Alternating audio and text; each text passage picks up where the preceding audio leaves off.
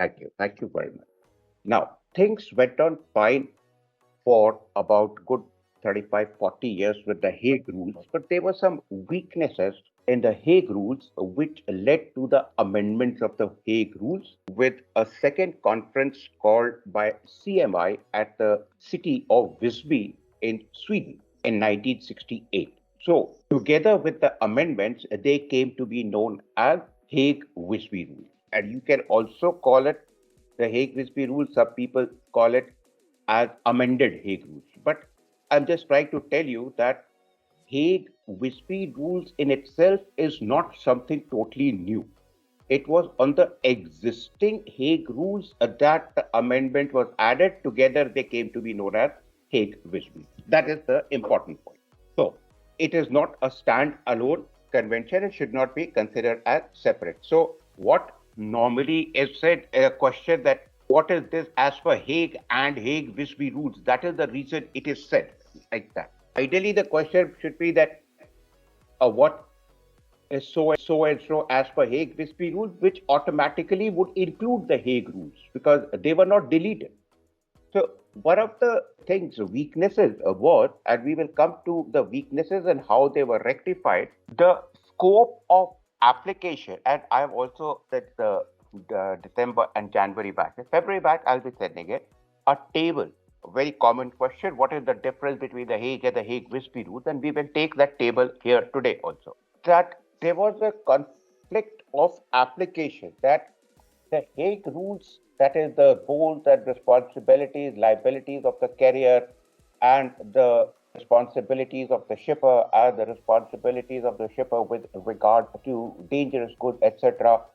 What will be the maximum liability of the carrier in case of damage to cargo, etc. That was only applicable for outward shipment. That is, if the country that has decided to follow the Hague rules, if the cargo is being loaded in the port of that country, only then these rules will be applied. The rule will not be applied that if that country is the discharge port. Something very vague, I could not follow it myself. It should be applicable right now. The Hague rules did not apply for import of cargo.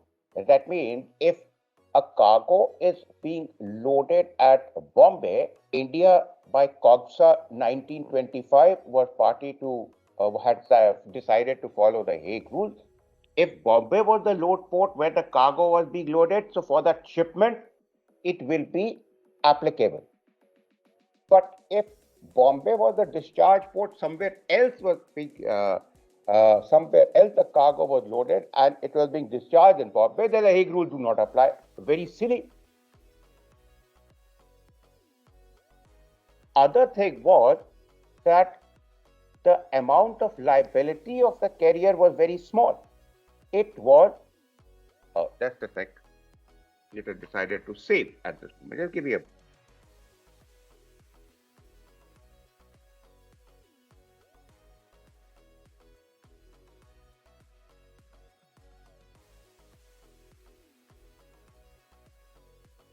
And what I could think of the reason was, if there is a single load port and a single discharge port, then one can understand.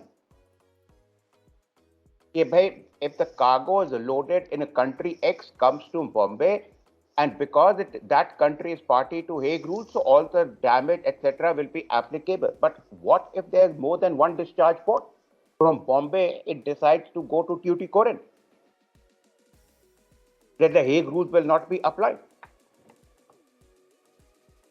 And that's where the difficulty started, where the number of ports in the world increased. So this, I'll come to application of Hague Visby rules as per Article 10. This is what I will show you in the table. Another thing was, under the Hague rules, I mean, it was in 1924, 100 pounds was a big amount, but not in the 60s. Today, 100 pounds is what? Nothing yet. So the maximum amount of liability was very less. It was 100 pounds per package or 2 pounds per kilogram, whichever is higher. That is what you are going to pay maximum, you, the carrier, the ship owner. Now, as the shipping had evolved, more expensive cargo started being transported. So therefore, the damage to the cargo also was more. So it was decided that we need to increase the maximum liability of the ship owner. So the first amendment which was made as per the Visby amendment was, it was taken to from 100 pounds sterling to, and it was also objected that, okay, in 1920s, English pound was a very recognizable currency, but not in the 1960s. There were other currencies also. The world had developed. So they increased the liability of the ship owner to 10,000 francs, gold francs per package. That was the thing. But the issue is, normally what happens is that it is not the responsibility of the shipper to declare the value of the cargo in a particular box. He's supposed to say what the cargo is, if there is dangers involved, everything, what are the dimensions of the package, what is the weight of the package. But there is no requirement for the shipper to declare the value. If he wants, okay, fine, but there is no mandatory requirement.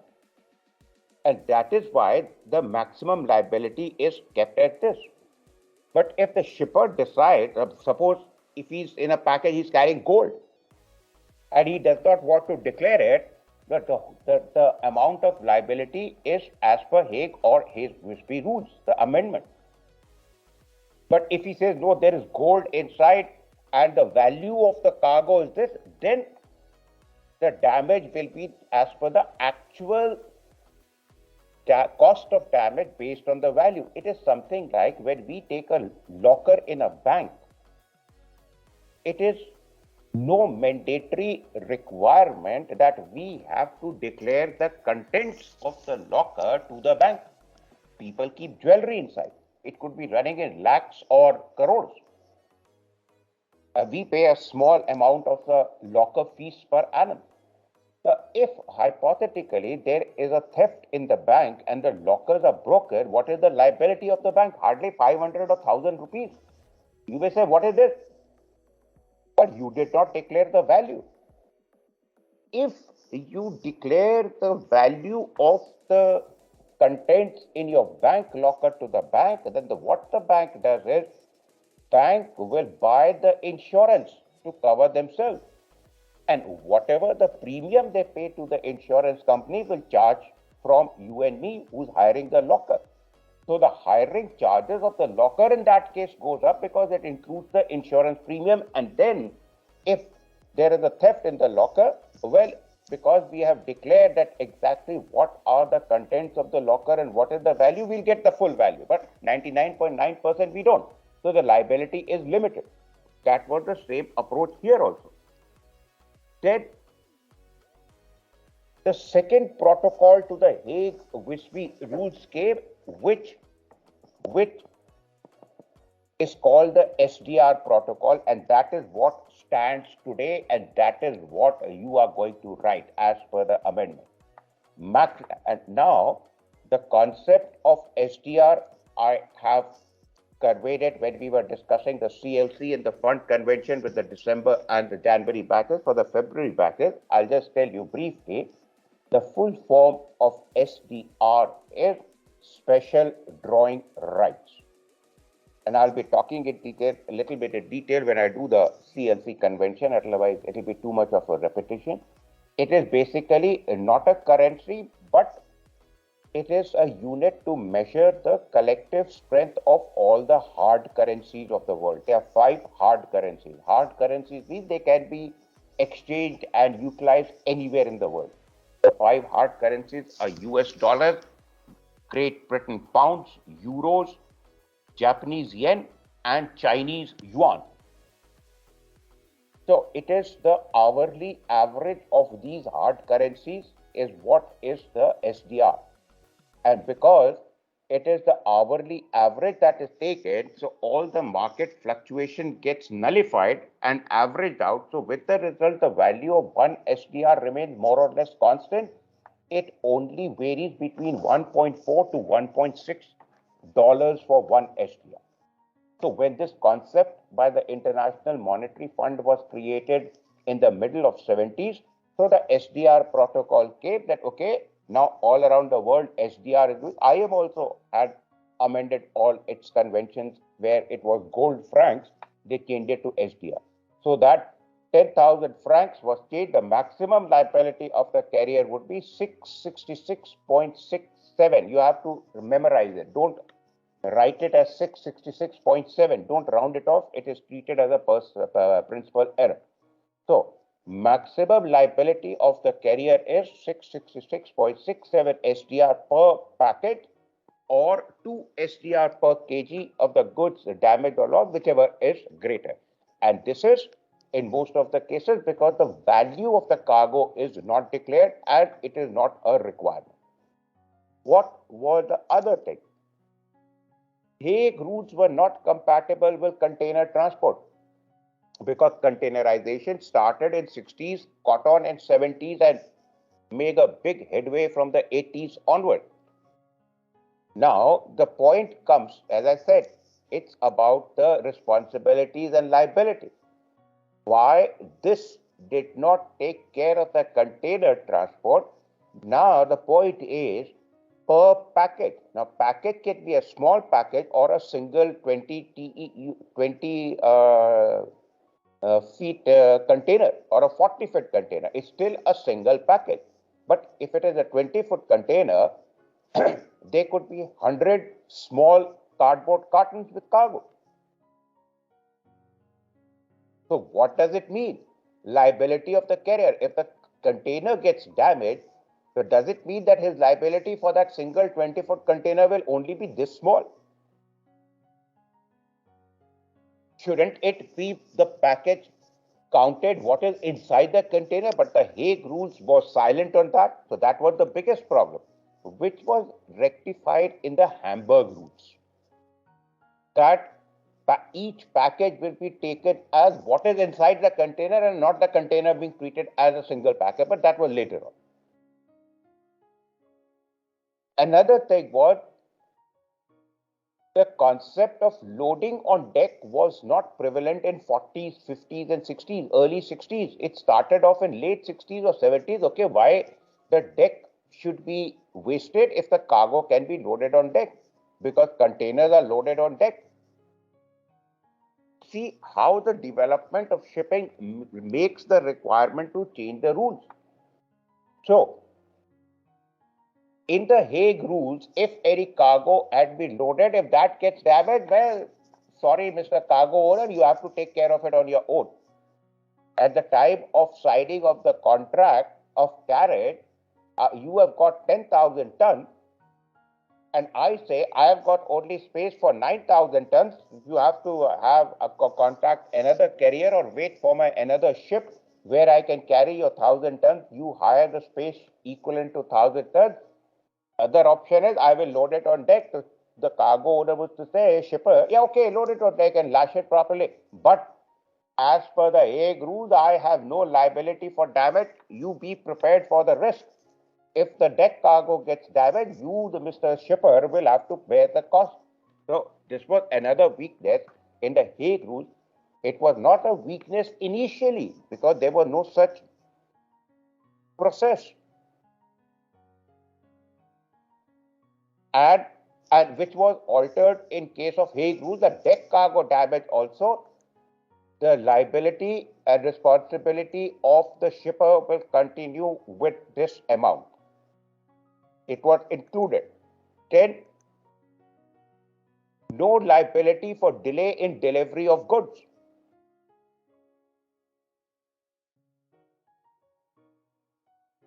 That if the cargo owner who has a receiver of cargo at the discharge port, if the ship is delayed for some reason and the value of that cargo reduces because of the delay, well, the Hague rules say The carrier cannot be held responsible for this.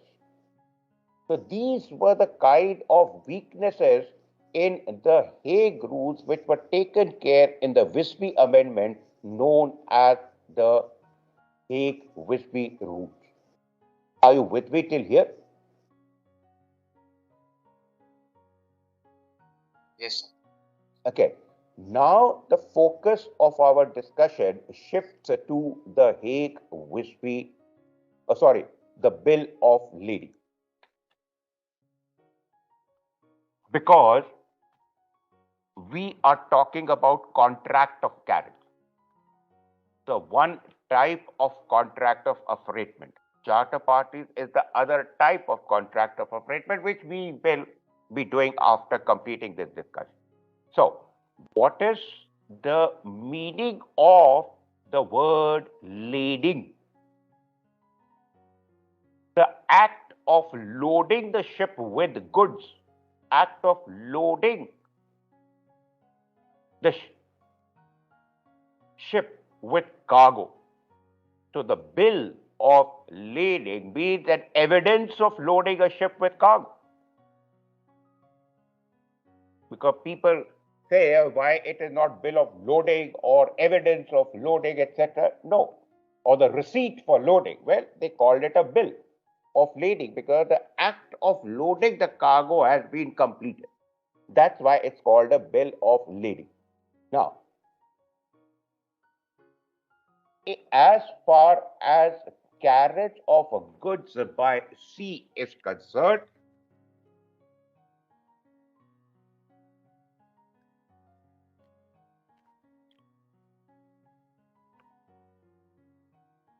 it is the most important document. And the most common question is what are the three functions or what are the functions of bill of lading? Number one, the most important function where you as a mate come into direct play and tomorrow as a master, that it acts as a receipt to whom? The shipper. That the cargo whose particulars you had given to the carrier, the ship owner, at the time of signing of contract of carriage, they exactly the same cargo has been shipped, has been loaded on my ship. That is where you come to confirm, yes, it has been loaded exactly the way it was declared. Declared means not the value, but the particular dimension, weight, etc. Number two function is a document of title. What does this mean? The bill of lading has the different types of bill of lading that which we are going to do. Title means to whom the bill of lading is addressed. And why this is important? Because at the discharge port, the consignee, the receiver of cargo, it is a requirement of Hague or Hague Visby rules as we call them today, that only on production of original set of bill of lading at the discharge port, the carrier will discharge and hand over the cargo to you.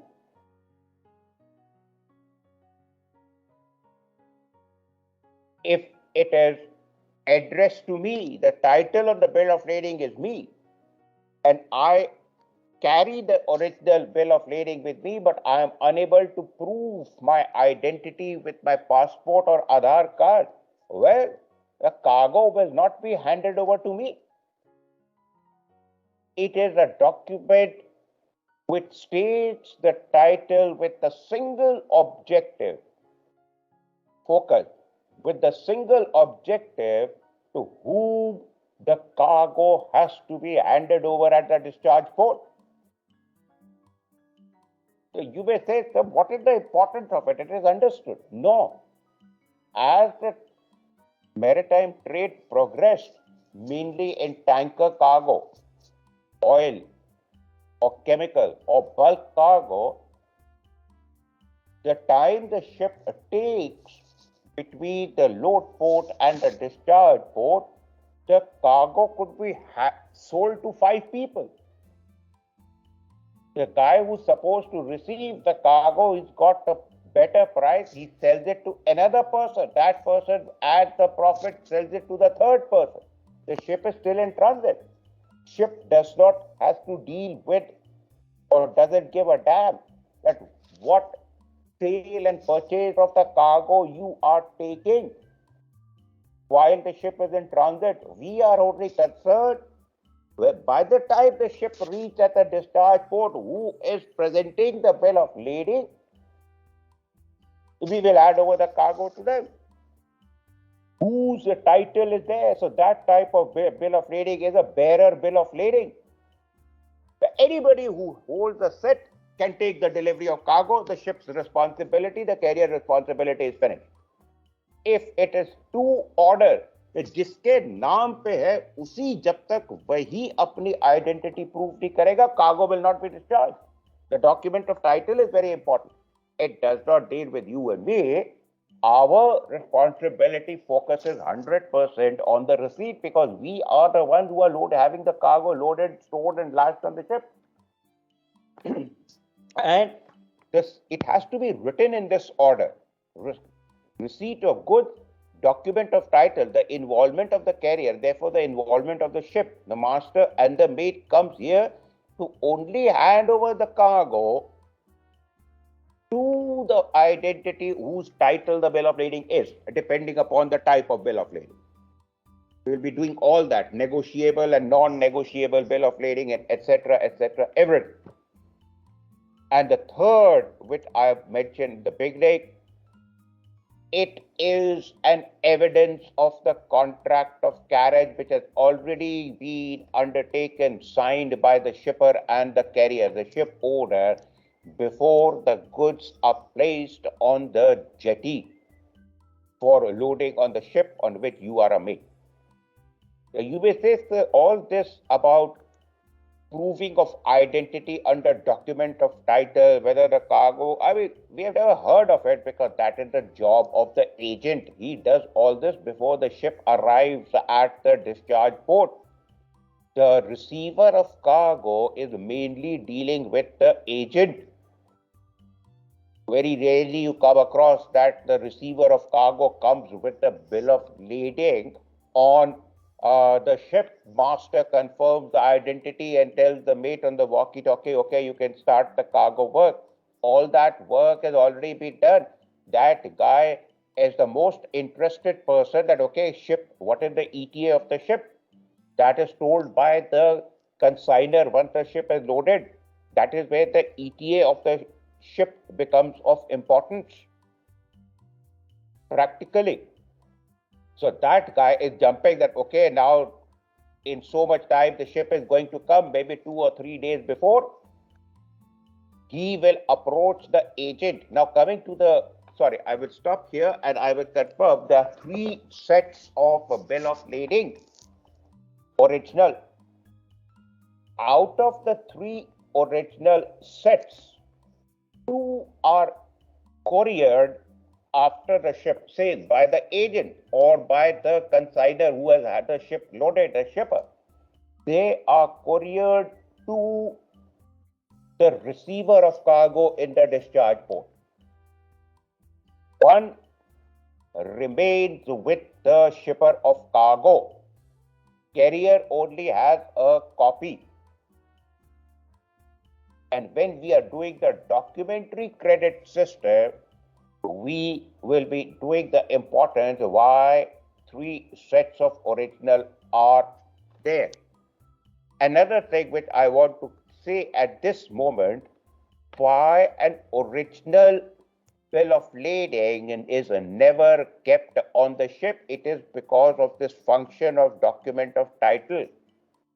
If it's a bearer bill of lading and an original copy is maintained on board, between the load and discharge port, the ship is navigating, that the cargo is in transit, the title of the goods who's going to receive had changed.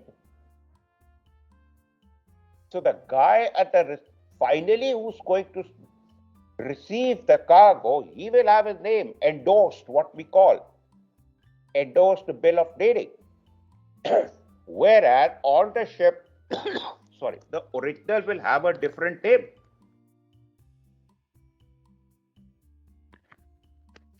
So if that practice was maintained and executed, master will say, sorry, as per the original on board, the name to whom the cargo has to be delivered is this X. You are also having an original bill of lading which has been couriered. It is having a name Y. How can I deliver the cargo to you? There will be a discrepancy. So that's why an original is never maintained and it is not our job. Having said that, these are the three functions of the bill of lading. Evidence of the contract of carriage. This is the third, which does not involve you and me as a mate or a master on the ship at all, because the contract of carriage is between the carrier and the shipper of cargo at the load port. Now, what should the bill of lading contain? I will come directly before I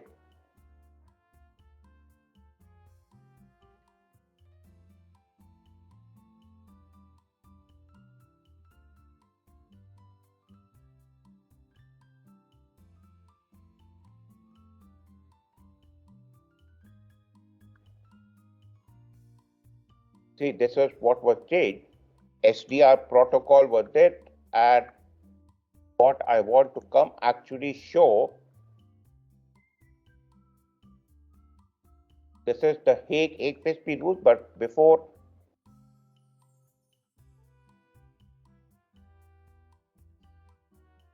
it will become easier for you to first have the what are the contents in the bill of lading, and then we will go back on that. Can you see this? Yes, sir. Okay. I have broken it up. There are 30 boxes. So as applicable, I have kept that part of the box of the bill of lading. All of this is there on the first side of the A4 paper, and little bit is there on the reverse of it. So let's take it one by one. The first, the box is shipper exporter, information to be provided by the shipper. All this is done by the agent. 2, consignee, information to be provided by the shipper, who is the guy who's going to receive the cargo. This is where the title comes. Please provide complete name and address, meaning who's going to receive the cargo. Notify the party, information to be provided by the shipper for the shipment status. Sometimes the agent can say, Captain, during the transit, please inform your ETA or amended ETA to so-and-so person before you are arriving at the discharge port, so that the procedure for taking delivery of the cargo at the discharge port can start. Mode of initial carriage. That where the carrier first receives the goods until the port of loading. This is all part of the contract of carriage. What are the different options? Is the carrier can say that there is a delay in my ship at the load port. I will take the responsibility of the cargo in the warehouse inside the port. So in that case, the loader, the shipper of the cargo, he will get the cargo and he's going to contact the carrier's agent. My cargo, tell me which warehouse inside the port I have to have it kept before the ship arrives, because your ship is delayed. So the ship agent will contact the port, hire the space in the warehouse, the cargo will be kept in the warehouse. The shipper will say, yeah, I am not going to wait when your ship is there and then receive the bill of lading. Then the carrier's agent issues another kind of bill of lading, which is in inverted commas called received for shipment bill of lading. Meaning, the responsibility of the carrier has started from there. If there is a damage to cargo while it is lying in the warehouse, then 667.67 SDR per package will start applying from there, even though it has not been loaded on the ship, because the carrier has taken the responsibility.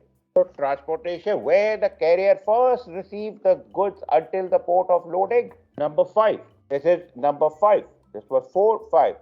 Place of initial receipt. Location where carrier takes possession of the cargo. Suppose the cargo is coming by trade. Oh, we will take the take the responsibility at the railway station itself. Fair enough. That you are going to pay me a higher freight because I'll be paying all the documentation charges. All this goes in the contract of carriage and it is mentioned in the bill of lading. Name of the vessel, most important, provided by the carrier. Port of loading, port where the cargo will be loaded on board the vessel. Port of discharge, number 8. Port where the cargo will be, number 9. Place of delivery by the carrier. City where the carrier will be delivering the cargo to the consignee. Depending upon the terms and conditions of the contract of carriage, you may say that I'm going to discharge port is Antwerp, but I have got the contacts, I have got the thing, I will deliver it in Brussels, which is inland, the capital of Belgium. It will be mentioned, place of delivery by the carrier if it has taken the responsibility. If it is saying, no, my responsibility is finished in the port of discharge, that is Antwerp, it will be mentioned here. Then the port of discharge and place of delivery will be Antwerp and Antwerp here. Booking number, information, that is here. Information to be provided by the shipper. A unique control number to reference the shipment with the carrier. Number 11, bill of lading number. A unique control number to reference the bill of lading. Set 1, set 2, or whatever it may be. Then number 12, export references. Information to be provided by the shipper.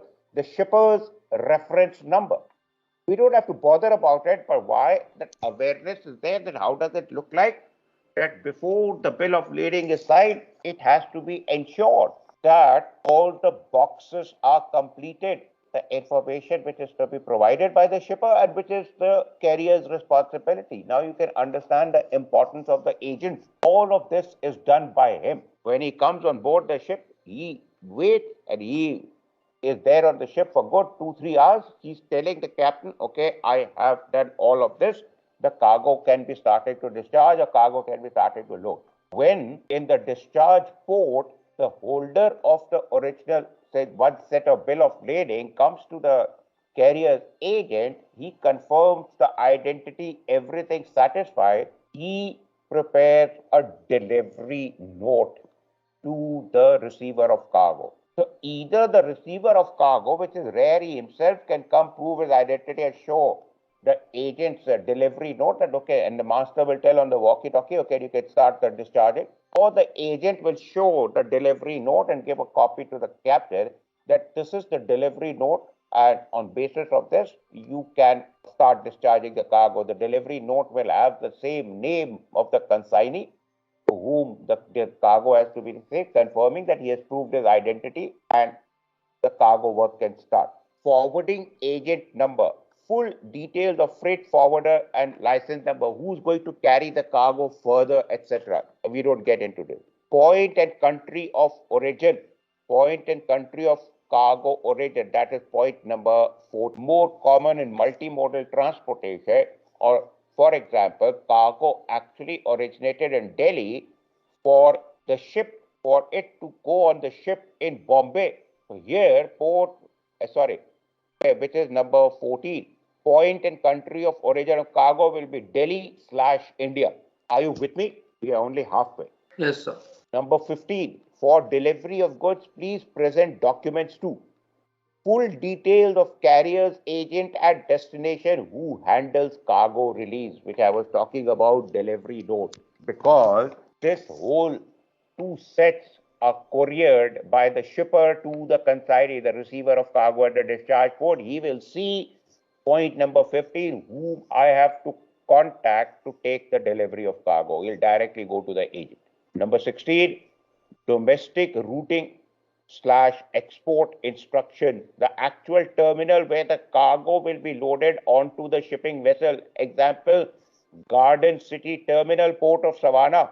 This is what the agent contacts the port, that which is the jetty that you are putting my ship to, which is told by the pilot the moment he boards. See how practically the dots are joined. Once that is confirmed, he will take a note of it that when the final BL is being prepared, the shipped bill of lading, the name of the jetty and the name of port will be mentioned here by the carrier's agent.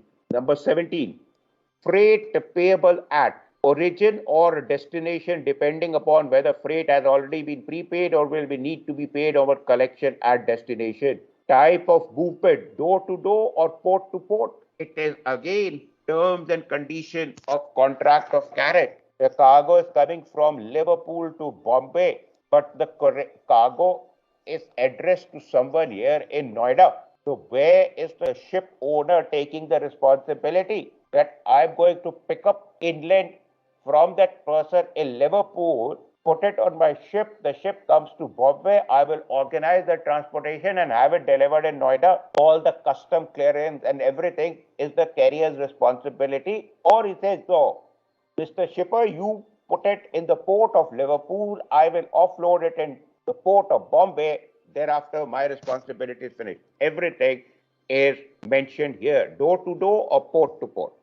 Now, in the next slide, this block is going to change and it's going to start with number 9. This is where your responsibility as a mate comes. I have only shown a small thing, but it's a very big column. Marks and numbers, information to be provided by the shipper. Marking and numbers and contact. Okay, all of this comes from the shipper. You have to check marking that are on the outer packing of the cargo for identification purposes. This would be a label located on the outside of a carton or a shrink wrap out around a pallet, and it's the container number. Remember to list the container seal number as well for easy reference, but it is not yours and my job, but it is to the shipper. Number 20, that is number of packages. Information to be provided by shipper. Sum of what's listed in the above field. That is this one. 20 was here, sorry. I missed out 20. Number of packages would be, okay, I missed out that word. The description of packages and goods, the information, the responsibility of the shipper as part of Hague and Hague Visby rules. Description of each package, including the specifics of the commodity in the smallest units. Example, 2,000 cartons of plates loaded in 10 pallets, type of packages, boxes, barrels, whatever, and the quantity per package, including handling instructions, fragile, should be kept cool, etc. It comes here. You may say that the space is small. This is where the responsibility of the shipper comes during the signing of contract of carriage by providing the exact and correct and truthfully all the information of the goods to be shipped, because that is what the carrier is going to tell the agent or the master. Are you with me till here? Gross weight and the measurement. Gross weight we can understand. Measurement, again, all of this is to be provided. These are dimensions for each package that you are shipping.